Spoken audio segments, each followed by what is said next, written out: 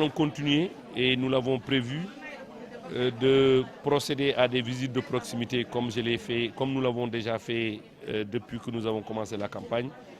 Dans les jours à venir, nous allons séjourner à Kër Mbaye Fall, rive gauche, c'est-à-dire Kamb, rue 10, Tol Diaz, Djegui Péage, pour 3 jours de visite de proximité.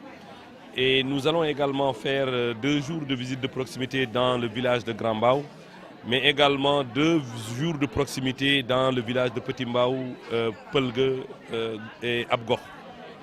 Nous allons également faire d'autres visites de proximité dans les localités que nous avons visitées et que le temps ne nous a pas permis de terminer. Et il s'agit de quelques quartiers de Kër Mbaye Fall, Bonou Santa Yalla en particulier, mais également au niveau de Mbao Extension, au niveau de Cité Baobab, Sidak, pour ne citer que ces localités. Mais nous avons la claire conscience que l'indication qui nous a été donnée par le président de la République, son Excellence, le président Macky Sall, qui consiste à aller au contact avec les populations, est la meilleure stratégie.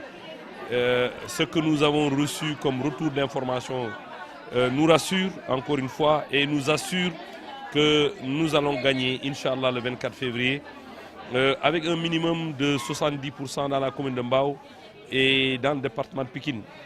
Qui gagne le département de Pikine, gagne le département de Dakar et de Guédiawaye Rufisque, gagne la ville de Touba et Mbaké, sans compter ce que nous avons vu à Podor et à Matam, à Ziguinchor. Je pense que la messe elle est dite. Pour ceux qui ont une lecture politique, je pense que le président a parfaitement raison de dire à ses challengers d'attendre 2024. Et je pense qu'ils peuvent économiser leur énergie parce que ce qui doit se décider, c'est déjà décidé bien avant la campagne électorale. Ce que le président a fait pour le Sénégal et pour les Sénégalais est visible et les Sénégalais reconnaissent que le président a une ambition forte pour eux et pour le Sénégal. Je vais parler des incidents de Tambacounda pour les regretter.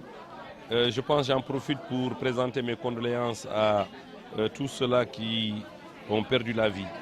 Je pense qu'il faut savoir raison garder. La campagne électorale n'est pas un moment de violence. C'est un moment d'expression, un moment de communion, de contact avec les populations. Le président de la République l'a déjà dit à ses troupes, il l'a déjà dit à tous ceux-là qui sont avec lui, les militants, les sympathisants. Et d'ailleurs, tout le monde sait que Macky n'est pas dans la violence, n'est pas dans la violence physique, encore moins dans la violence verbale. Pour ceux qui connaissent le président de la République, nous savons que c'est quelqu'un de respectueux, c'est quelqu'un de pondéré dans son discours et dans ses actes. Il a déploré ce qui s'est passé à Tambacounda et nous le déplorons tous. Il faudrait que les gens sachent qu'après le 24 février, le Sénégal va continuer à fonctionner. Le Sénégal ne va pas s'arrêter au 24 février 2019. Le Sénégal va continuer à fonctionner. Il faudrait qu'on comprenne que nous sommes entre Sénégalais. Vous allez voir dans une même maison des personnes qui sont d'un camp et d'autres dans un autre camp. Vous verrez également dans un même quartier la même chose, dans une même commune la même chose. Vous verrez dans le même département la même chose. Et je pense qu'il n'y a pas... Il n'y a rien d'extraordinaire. Les gens doivent rester sereins.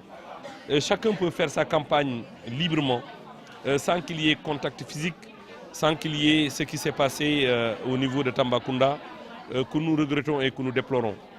J'en profite pour lancer un appel à toute la jeunesse sénégalaise, qu'ils comprennent que le Sénégal est un et indivisible. Après l'élection présidentielle, le Sénégal va continuer à fonctionner. Ceux qui sont dans les mêmes maisons, qui habitent les mêmes concessions et qui ne sont pas du même bord, doivent comprendre que nous sommes dans une période où chacun cherche à mettre les Sénégalais de son côté et cela peut se faire de manière civilisée, sans heurts, sans contact physique, sans violence verbale. Et nous avons constaté depuis un certain temps l'escalade verbale venant de l'opposition, ça il faut le noter. Personne n'a entendu le président de la République utiliser un certain langage en direction de l'opposition. Ce n'est pas dans sa nature, ce n'est pas dans son comportement de tous les jours. Et je pense qu'il faut s'en féliciter. Nous avons bien entendu l'appel du président. Nous avons compris que c'est quelqu'un qui veut la paix. Inch'Allah, ceux-là qui veulent la paix auront la paix. Ceux qui veulent maintenant brûler le pays, ils auront en face d'eux la loi qui va s'appliquer dans toute sa rigueur. Parce que nous sommes après tout dans un état de droit où chaque citoyen a le droit de s'exprimer librement et a le droit également pendant la période de campagne d'emprunter les artères comme il le veut. Je pense que on ne doit pas répondre à la provocation. Le président nous invite à ne pas répondre à la provocation et nous allons appliquer à la lettre l'invite du président Macky Sall parce que les provocations, Dieu sait qu'il en existe. On est souvent provoqué. Mais comme le président nous demande de ne pas céder à la provocation, nous n'allons pas céder à la provocation. Mais nous demandons également à ceux-là qui sont dans la provocation continue d'arrêter de nous provoquer. Parce que nous ne sommes pas quand même minoritaires dans ce pays. Il faut savoir raison garder. Ils peuvent faire leur campagne sans aucun problème. Et nous souhaitons que la campagne soit une campagne civilisée, une campagne sans contact physique, une campagne sans violence verbale. Et nous voulons que l'élection également se déroule dans d'excellentes conditions le jour du scrutin. Comme j'ai eu à le dire, ceux qui pensent qu'ils peuvent brûler les bulletins de vote ou saccager les centres de vote se trompent lourdement. Nous serons là pour que cela ne se passe pas. Nous serons là à Mbao, nous serons là dans le département de Pikine, nous serons là partout dans le Sénégal avec notre jeunesse qui va prendre les dispositions pour que ceux qui veulent brûler le pays ne le fassent pas.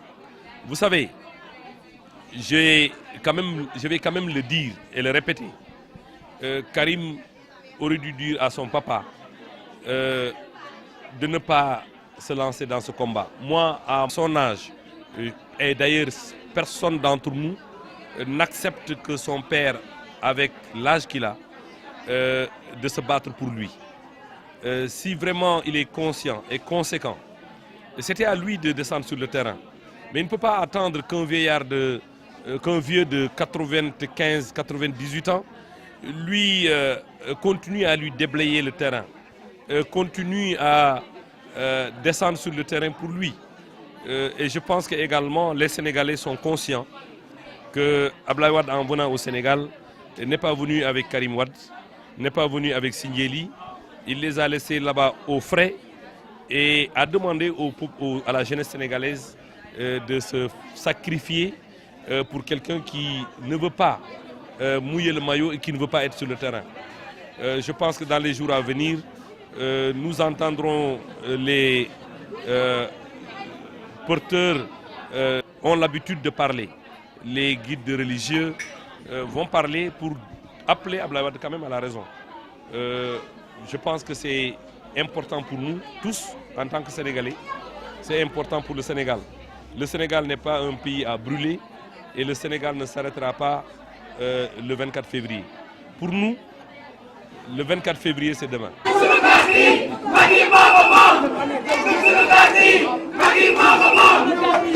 parti